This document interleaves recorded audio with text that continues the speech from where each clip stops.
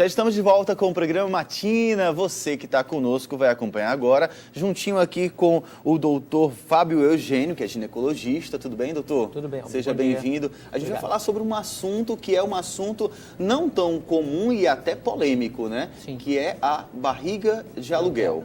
Perfeito. Barriga de aluguel. Vamos começar muita gente não sabe, é permitido ou não é permitido a barriga de aluguel aqui no Brasil? Essa é uma pergunta interessante, porque o tema, o nome em si que é colocado, esse é um nome popular, barriga de aluguel. Porque o nome científico dessa situação é a gestação de substituição. Gestação de substituição. Certo. Assim, em linhas gerais, seria aquela mulher que, por algum problema de saúde, ela não pode albergar no seu útero uma gravidez. E por isso ela recorre a uma terceira pessoa, a uma outra mulher, para que faça a gestação do seu filho. Então, por exemplo, uma mulher que perdeu o útero por causa de um mioma, por causa de um tumor, ela teve que tirar seu útero ainda muito jovem, sem ter filhos. Ou então aquela mulher que engravida, mas já engravidou várias vezes e teve abortamentos de repetição porque o seu útero não sustenta uma gravidez. Então, essas situações acontecem. Ou então uma mulher que nasce sem útero, é uma síndrome genética rara, mas pode acontecer. Então, nesses casos, existe a chamada gestação de substituição.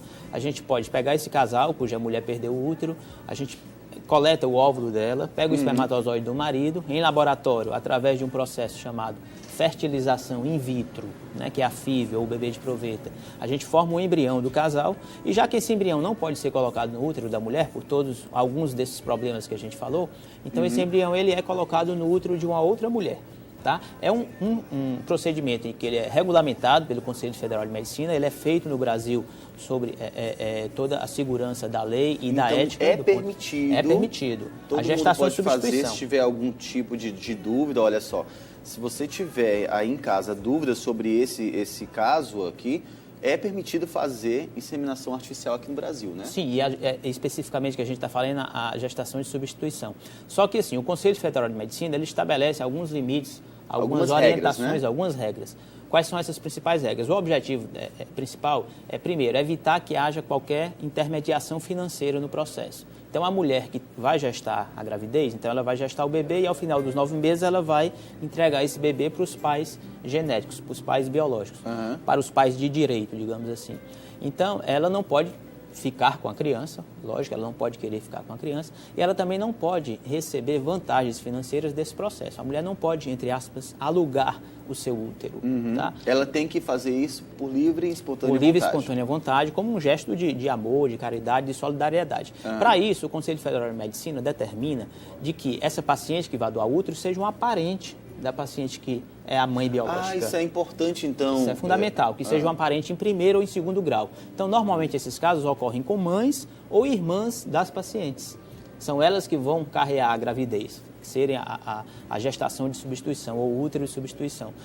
Isso diminui o risco de que você tenha intermediação financeira no processo e diminui o risco também de que essa mãe ela queira ficar com a criança ao final do processo. Olha, isso é que é importante, né? Sim. Bacana, olha só, nós estamos falando sobre barriga de aluguel. Se você tem alguma dúvida, você pode ligar para cá.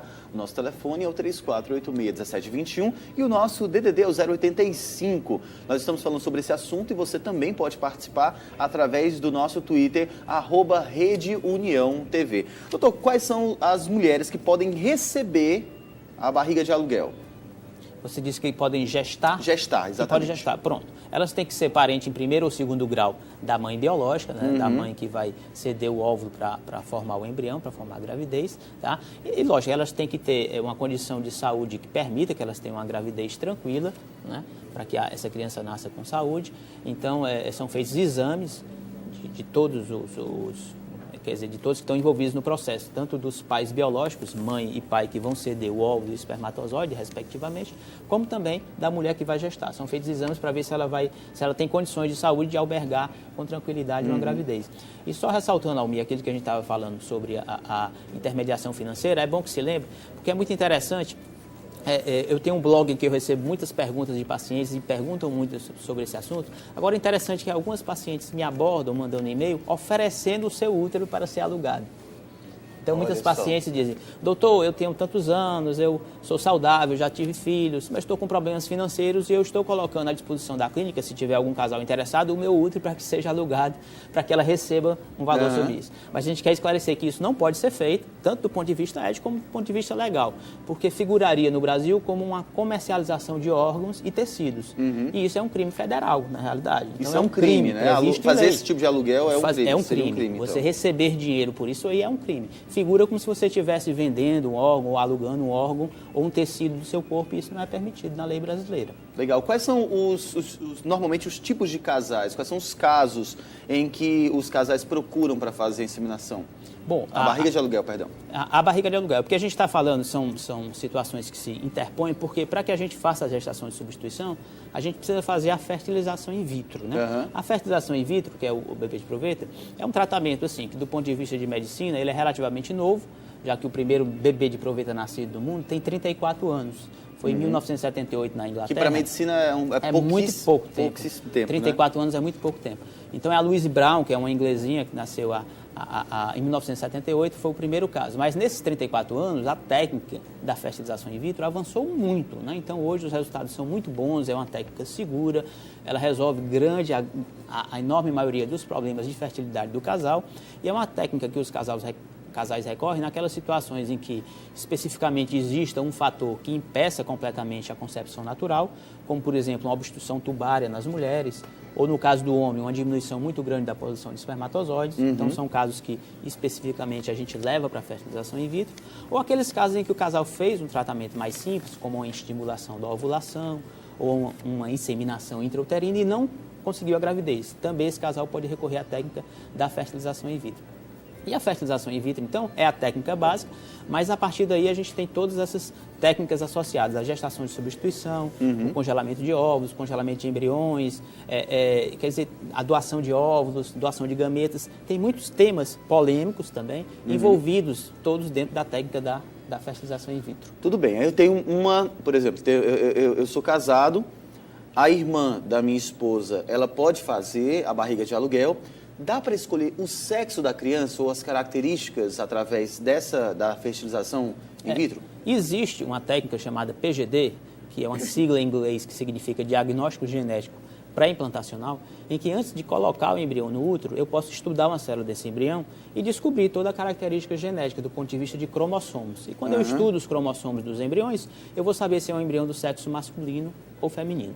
Mas também, segundo a legislação brasileira e segundo a resolução do Conselho Federal de Medicina, não se permite que faça isso aí apenas como um, entre aspas, capricho do casal. Na realidade, a gente pode fazer essa técnica genética, inclusive selecionar o sexo do embrião, quando existem doenças genéticas que podem ser evitadas através da técnica. Então, só nesses casos? Só dos casos. Por exemplo, um casal que tenha na sua herança familiar o gene da hemofilia, que é uma doença grave, uma doença que muitas vezes pode levar à morte por hemorragias. Então, a hemofilia é uma doença que a gente chama recessiva ligada ao X. Então, nesse caso, ela se manifesta de uma maneira muito forte em homens, no sexo masculino. Tanto é que é muito comum a gente ter ouvido histórias de hemofílicos famosos, como Enfio, pessoas do sexo masculino. Mas ninguém nunca ouviu falar de uma hemofílica do sexo feminino. Porque é muito difícil haver a hemofilia no sexo feminino, porque precisa de 2 genes para que determine isso aí. Então, num casal que tem essa herança familiar de hemofilia, a gente pode selecionar um embrião do sexo feminino, porque isso aí vai evitar que nasça um bebê com uma doença genética grave, que é a hemofilia. Então, bacana. Nessa situação, é um exemplo de uma situação em que a gente pode fazer a seleção genética do sexo para a fertilização in vitro. Mas só porque o casal quer um bebê do sexo masculino ou quer um bebê do sexo feminino, não. E você perguntou também de outras características, só te interromper, não, por exemplo, a cor do olho, cor do cabelo, né? Isso é um pouquinho de ficção científica, entre aspas, porque, teoricamente, também já existe como você dá para saber, né? Alguns genes relativos a características físicas, mas também não pode ser permitido isso aí só do ponto de vista de uma coisa social, de uma coisa de capricho do casal. Bacana, doutor. Olha, a gente vai continuar aqui, certo? No próximo bloco a gente está de volta com o programa Matina. E você que está em casa, se tiver alguma dúvida, você pode ligar para a gente, 3486-1721. Nós estamos falando sobre barriga de aluguel. Não sai daí, a gente volta já já. E já estamos de volta com o nosso programa Matina. Você que está em casa, está aqui conosco o doutor Fábio Eugênio, que é ginecologista e está falando sobre a barriga de aluguel. Se você tiver alguma dúvida, você pode ligar para a gente. O nosso DDD é o 035 e o telefone é o 3486-1721. Doutor, nós estávamos falando no bloco passado sobre a escolha, né? Se dá para escolher ser homem, se dá para escolher ser mulher. Agora, se eu, por exemplo, tenho 5 filhos homens, aí eu quiser uma mulherzinha, doutor, não dá para fazer uma mulherzinha aí não? Como é que dá para dar um jeito? Sua pergunta é interessante porque também muito casal aborda nesse sentido. Às vezes o casal tem 2 filhos homens ou 3 filhos homens e quer uma mulher, ou o contrário, né? E na realidade, assim, é um desejo que eu acho que é natural, é correto, mas qual é o problema do ponto de vista ético? Quando a gente faz uma fertilização in vitro, nós produzimos embriões. Para as clínicas de reprodução assistida, a partir do momento que o embrião está produzido, é uma vida. Então, a gente tem que tratar como uma vida, com todo o respeito. Então, se a gente produz embriões de um casal, e vamos dizer que a gente produza 5 embriões do sexo masculino e 5 do sexo feminino, e o casal quer um filho homem, então eu só vou transferir aqueles embriões do sexo masculino. E o que fazer com os embriões do sexo feminino que estão formados? Então, essa é a grande questão ética. Então, esse problema pode ser resolvido, e assim, já tem algumas situações que pode ser resolvido, quando você faz a seleção antes de formar o embrião. Quem determina o sexo do embrião é o espermatozoide. Se o espermatozoide é X, vai se formar uma mulher. Se o espermatozoide é Y, vai se formar um homem. Então, você poderia, teoricamente, separar o espermatozoide e assim você formar apenas aquele embrião do sexo que o casal deseja. Só que, assim, as técnicas de separação de sêmen, elas ainda são muito incipientes. Os métodos de centrifugação, os métodos físicos de separação, para que você consiga mais espermatozoide do sexo masculino ou feminino, ainda são muito incipientes, ainda são muito precários. Com exceção de uma técnica chamada microsort, que essa técnica, infelizmente, mas por enquanto, ela está patenteada apenas nos Estados Unidos, em umas 2 ou 3 clínicas, uma também no México. Essa técnica, ela consegue separar, através de um processo chamado citometria de fluxo, ela consegue separar de uma maneira muito mais eficaz o espermatozoide X do Y. Dessa maneira, o casal poderia ter um índice de acerto de até 90% para um determinado sexo que o casal deseja. Certamente, pela globalização, pelo avanço dos conhecimentos, logo essa técnica vai estar disponível no Brasil. Então, quando você tiver os seus 5 filhos homens, eu vou poder te ajudar futuramente nesse sentido. Tá certo. Mas primeiro tem que ter os 5 filhos homens, viu? Primeiro tem que ser igual o Arthur. Arthur, que trabalha com a gente, já tem quantos, Arthur? 4? 3? 3, né? 3. Tá bem pertinho, doutor, aquele ali já. Doutor, e sobre a questão, por exemplo, dos homossexuais? Já tem muita procura de casais homossexuais querendo ter um filho através de barriga de aluguel? Certamente. Esse é um tema também que é muito polêmico, né? Porque, como a gente falou, a fertilização in vitro e todas as situações derivadas do processo, elas têm muito pouco tempo, 34 anos, isso em medicina é muito pouco tempo, e também o avanço social, as mudanças das características da família têm acontecido, né? Então, hoje em dia, a gente sabe que a chamada família, né, ela mudou, existem outras formas de família que não aquela forma tradicional antiga do pai, mãe e filhos, né? E isso já vinha contemplado, até porque não era proibido que um casal de homossexual procurasse as técnicas de reprodução assistida para conseguir uma gravidez. E na última resolução do Conselho Federal de Medicina, que foi publicada em 2011, ficou explicitado na norma do Conselho de que, independente do estado civil do casal, então a mulher não precisa ser casada para recorrer a uma técnica de reprodução assistida, independente da orientação sexual também, não há nenhuma restrição de que um casal procure as técnicas de reprodução assistida para que eles tenham um filho. A gente tem até um artista muito famoso que é o Rick Martin, né? O Rick Martin, ele fez... Sim. Ele fez através de barriga de aluguel. Ele tem 2 filhos hoje por conta de uma barriga de aluguel, né? Sim. Nesses casos de casais de homossexuais masculinos, eles têm que recorrer primeiro a uma doação de óvulo, eles têm que receber um óvulo doado, o óvulo vai ser inseminado com o espermatozoide de um deles, forma-se o embrião, e eles têm que conseguir também uma mulher para gestar, então eles têm que ter também a gestação de substituição. Agora, é bom alertar que a regra em relação à reprodução assistida, ela varia muito de país para país. Essa legislação ela é muito variável, tá? Eu acho que a legislação do Brasil é boa, porque ela segura muito da parte ética, de respeito ao embrião, a essas situações específicas que a gente falou. E existem países que são muito, no meu entender, liberais, por exemplo, os Estados Unidos. Nos Estados Unidos não há essa restrição do ponto de vista financeiro. A mulher pode alugar o seu útero. Ela pode alugar. Ela pode vender seus óvulos. Então, eu acho que já é uma liberalidade muito grande também nesse sentido. Teve um casal que recentemente me procurou na clínica para um caso de gestação de substituição, que ela é brasileira, mas mora há algum tempo nos Estados Unidos. E aí eu perguntei, por que você não fez lá? Tem muitas clínicas boas. E ela disse, doutor, lá uma paciente, uma mulher, para alugar o seu útero, para fazer a gestação de substituição, ela cobra cerca de $200 mil pelo processo. Né? Então, quer dizer, vira um comércio, na realidade vira um comércio. Então, lá também tem venda de óvulos e você pega um catálogo e a mulher diz, eu quero um óvulo de uma mulher que seja loura, dos olhos azuis, alta, modelo. Dessa forma, tem lá. Né? E aí tem os diversos preços, né? Então, cada cultura, cada situação tem uma legislação específica. Mas aqui no Brasil é permitido? É permitida a gestação de substituição? Mas com esses limites que eu te falei. Sem haver intermediação financeira e tem que ser uma pessoa da família que vai fazer essa gestação de substituição. Bacana. Doutor, nós temos uma ligação. Matina, alô? Matina, alô? Alô? Alô, quem fala? Alô? Alô, quem fala? Carlos Alberto. Carlos Alberto, qual a sua dúvida a respeito desse assunto barriga de aluguel?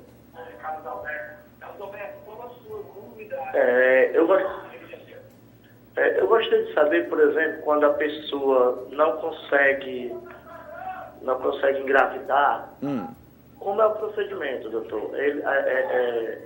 O esperma do homem ele não consegue ovular numa mulher fértil. Pode ser feita essa fertilização in vitro? Carlos Alberto, né? Carlos Alberto, exato. Carlos Alberto, muito Obrigado, boa. Carlos Alberto. Muito boa a sua pergunta. Exatamente como a gente estava falando, a fertilização in vitro ela é o tratamento de melhor chance de gravidez no arsenal da medicina reprodutiva e ela é utilizada de uma maneira com muita eficácia, principalmente nesses fatores masculinos, como você falou, ou seja, aqueles homens que têm diminuição da produção dos seus espermatozoides. Na realidade, a técnica foi refinada a um ponto de que mesmo o homem azospérmico, o que é um homem azospérmico? É aquele homem que no seu ejaculado, no seu esperma, não tem nenhum espermatozoide. A gente vai olhar no microscópio e não tem nada. Né? Mesmo nessas situações, a gente pode buscar o espermatozoide através de uma punção no testículo e fertilizar o óvulo, formar o embrião e colocar no útero da mulher. Então, quer dizer, mesmo nos casos em que haja uma diminuição muito grande da produção de espermatozoides, o casal pode conseguir uma gravidez através da fertilização in vitro. Bacana. A partir de quando o casal deve começar a pensar, não tem mais jeito, vamos procurar a técnica para a gente fazer uma barriga de aluguel e uma fertilização in vitro? Nisso a gente se baseia principalmente nas chances espontâneas de concepção, né? E a gente tem que ter em mente que a reprodução humana, do ponto de vista de processo, é um método pouco eficiente, já que a chance de uma mulher engravidar mensalmente, a probabilidade, é em torno de 20% a 25%. A gente pode até pensar que é maior, mas essa é a chance mensal de gravidez, 20% a 25%. Então, para casais jovens, a gente recomenda que o casal possa esperar até 1 ano de relações sexuais desprotegidas e, a partir daí, se não houver a gravidez, procurar conversar com seu ginecologista ou procurar o especialista em medicina reprodutiva. E existem situações em que a gente amiúda esse tempo de espera para 6 meses. Quais são essas situações? Primeiro, em mulheres com mais de 35 anos, porque aí o fator idade passa a ser muito importante. Quanto mais nova a mulher, mais fértil ela é. A partir de que idade a mulher já está correndo mais risco na gravidez? Olha, Almir, na verdade, a mulher começa a perder óvulos a partir do momento que ela está dentro do útero da mãe dela. Antes de nascer, ela já começou a perder óvulos. Então, a perda de óvulos é uma coisa contínua e reversível desde o nascimento, aliás, desde antes do nascimento. Agora, quando é que isso aí começa a ser clinicamente importante? A mulher começa a perder fertilidade por volta dos 25 anos de idade. Só que, inicialmente, é uma perda lenta. Então, a gente considera que até os 30 anos ela está no período tranquilo do ponto de vista de gravidez. De 30 a 35 já começa a haver uma queda moderada dessa fertilidade e que se acentua após os 35 anos e cai muito rapidamente após os 40. Então, se a gente quiser ser bem estrito do ponto de vista de natureza, o ideal é que a mulher tenha pelo menos o seu primeiro filho antes dos 30 anos. Agora, isso tem mudado, porque a gente sabe que hoje a mulher ela quer estudar, fazer sua faculdade, pegar um emprego legal, constituir uma família, um companheiro que vale a pena ela ter uma família. Isso às vezes demora tempo. Então muitas mulheres hoje deixam para engravidar o seu primeiro filho após os 30 ou após os 35 anos. E esse também é um dos fatores de aumento de procura pelas técnicas de de medicina reprodutiva. Bacana. Dá pra gente ver o site aí, produção? Dá pra gente colocar o site na tela? Esse é o www.medicinareprodutiva.com.br. Se você tiver alguma dúvida, você pode também mandar para o doutor, vai responder com certeza, não é, doutor? Sim, é interessante, assim, muita paciente me aborda através do blog. É um blog basicamente informativo. A gente coloca posts um pouco técnicos, por exemplo, esse último é falando sobre a transferência embrionária, como é que ela é feita na fertilização in vitro, como também notícias atuais, inclusive em relação à gestação de substituição. Saiu uma notícia semana passada na revista internacional de que um grupo sueco e dinamarquês está fazendo o transplante de útero agora. Interessante, transplante de útero, que é uma coisa que ainda não se fazia e está começando a fazer clinicamente. Lógico que a gente tem que esperar alguns anos pelos resultados, mas que, por exemplo, vai diminuir a necessidade da gestação de substituição. Porque se uma mulher, por exemplo, perder o seu útero e ela vai precisar de uma gestação de substituição, ela pode receber o útero da mãe, que já teve seus filhos, da mãe dela. O útero da mãe dela pode ser transplantado para ela. E aí ela vai poder gestar. Então, isso é uma coisa para o futuro, que está começando a ser feito.